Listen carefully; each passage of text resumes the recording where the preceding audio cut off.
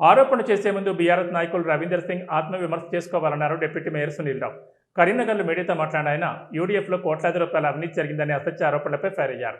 కరీంనగర్ నగర అభివృద్ధి కోసం యూడీఎఫ్ స్కీమ్లో 180 కోట్లకు అడ్మినిస్ట్రేషన్ శాంక్షన్ అయితే 137 కోట్లు ఈసీబీ వాల్యూ అన్నారు. అభివృద్ధి పనులు చేసేది 137 కోట్లతోనైతే ఇందులో అవినీతి ఎక్కడ జరిగిందని ప్రశ్నించారు. ఈ పథకానికి సంబంధించి టెండర్లు నిర్వహించి ఆమోదం తెలిపేది రాష్ట్ర ప్రభుత్వం అయితే ఇందులో 30 నుండి 40 కోట్ల రూపాయల అవినీతి ఏ విధంగా జరిగిందో అర్థం కావడం లేదన్నారు.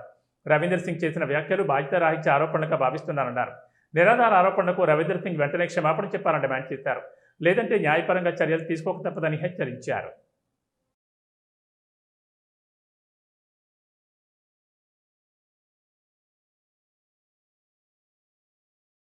మరి వివిధ సంస్థల్లో జరిగే పనితీరు గురించి తెలిసినటువంటి వ్యక్తి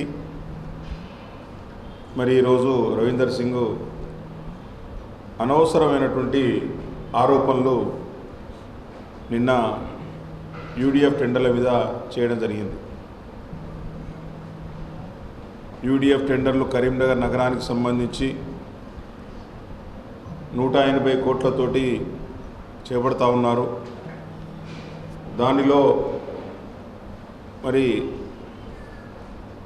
ముఖ్యమంత్రి రేవంత్ రెడ్డి అని పేరు తీసుకున్నారు. దాంతోపాటు మా నాయకుడు, మా కరీంనగర్ పార్లమెంటు సభ్యులు, కేంద్ర హోంశాఖ సహాయ మంత్రి వర్యులు బండి సంజయ్ గారి పేరు తీసుకొని మరి దీనిలో 30-40 కోట్ల రూపాయల